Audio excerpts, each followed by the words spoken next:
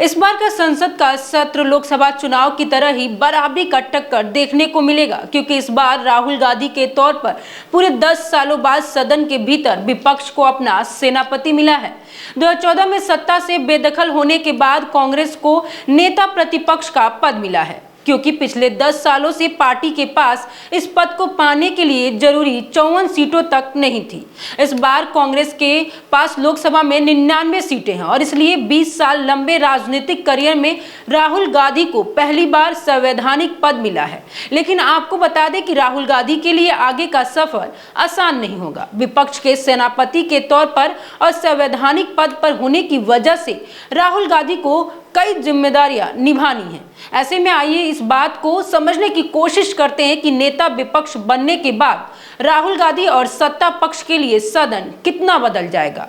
राहुल गांधी का नेता प्रतिपक्ष बनने के बाद किस तरह की शक्तियां मिलने वाली है, वह किन फैसलों में अपनी भूमिका निभाने वाले हैं और उन्हें किस तरह की सुविधाएं दी जाएगी। नमस्कार, मैं सुहानी सिंह, स्वागत है आपका न्यूज नाउ भारतवर्ष में। लोकसभा चुनाव के नतीजों ने बहुत कुछ बदल के रख दिया। इस बार जहां बीजेपी दावा कर रही थी कि अपने दम पर सरकार बनाएगी, वहीं आज देश में एनडीए की सरकार चल रही है। विपक्ष की बात करें तो विपक्ष जो दावा कर रही थी वहां तक तो नहीं पहुंची, लेकिन सदन में अपने हक पर आवाज उठा सके इस मुकाम पर जीत दर्ज कर लिया। बता दें कि राहुल गांधी के तौर पर पूरे 10 सालों बाद सदन के भीतर विपक्ष को अपना सेनापति मिला है।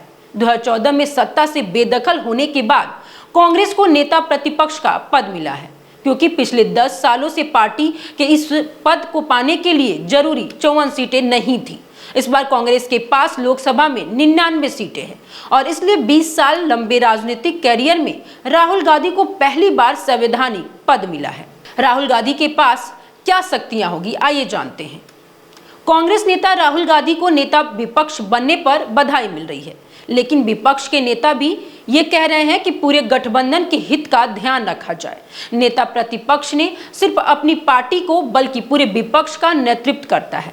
ऐसे में आइए जानते हैं कि राहुल को क्या शक्तियां मिलने वाली है। नेता प्रतिपक्ष कई जरूरी नियुक्तियों में पीएम के साथ बैठता है।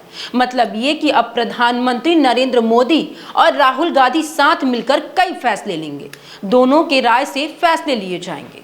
चुनाव आयुक्त, केंद्रीय सतर्कता आयोग के अध्यक्ष, मानव अधिकार आयोग के अध्यक्ष, इन सभी पदों का चयन एक पैनल के जरिए किया जाएगा, जिसमें प्रधानमंत्री और नेता विपक्ष शामिल रहते हैं। अब तक राहुल गांधी कभी भी मोदी के साथ किसी पैनल में शामिल नहीं हुए हैं। राहुल गांधी भारत सरकार के खर्चों की जांच करने वाले लोक लेखा समिति के अध्यक्ष होंगे। राहुल सरकार के कामकाज की लगातार समीक्षा करेंगे। वह ये जानने की कोशिश करेंगे कि सरकार कहां पर कितना पैसा खर्च कर रही है। राहुल गांधी दूसरे देशों के राष्ट्रपति या प्रधानमंत्री को राष्ट्रीय मुद्दों पर अपना दृष्टिकोण देने के लिए भारत बुला सकते हैं। मतलब कि अगर वह किसी मुद्दे पर विदेशी मेहमानों से चर्चा करना चाहे तो वो ऐसा कर पाएंगे। नेता प्रतिपक्ष के तौर पे राहुल गांधी अब प्रवर्तन निदेशालय ईडी और सीबीआई जैसे केंद्रीय जांच एजेंसियों के प्रमुख के चयन में भी अहम भूमिका निभाने वाले हैं। वह पिछले 10 साल से इन एजेंसियों पर काफी आरोप लगाते आए हैं। राहुल गांधी को क्या सुविधाएं मिलेगी, आइए उस पर भी एक नजर डालते हैं। नेता प्रतिपक्ष बनने के बाद राहुल को पद भी मिला है और उनका कद भी बढ़ गया है। नेता विपक्ष के तौर पर राहुल गांधी को कई अधिकार और सुविधाएं भी मिलेंगी। तो आइए जानते हैं उन्हें किस तरह की सुविधाएं मिलने वाली है। नेता प्रतिपक्ष का पद कैबिनेट मंत्री के बराबर होता है। राहुल गांधी को केंद्रीय मंत्री के समान वेतन, भत्ता और दूसरी सुविधाएं मिलेंगी। राहुल को कैबिनेट मंत्री के आवास के स्तर का बंगला भी मिलेगा। उन्हें कार, ड्राइवर की सुविधाएं भी दी जाएंगी। साथ ही 14 लोगों का स्टाफ मिलेगा। बतौर सांसद राहुल गांधी को 1 लाख रुपए और 45,000 भत्ता मिलता है, लेकिन नेता विपक्ष बनने के बाद उन्हें मासिक वेतन और दूसरे भत्तों के लिए 3,30,000 रुपए मिलेंगे। आपको हमारा ये वीडियो कैसा लगा, हमें कमेंट करके जरूर बताएं।